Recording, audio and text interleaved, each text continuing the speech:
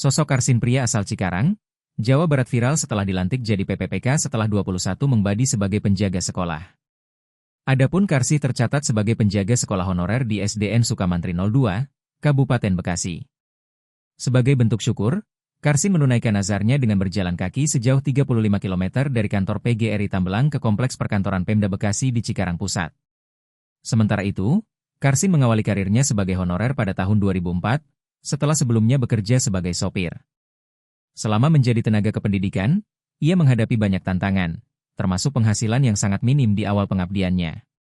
Karsin juga menceritakan awal mula ia bernazar.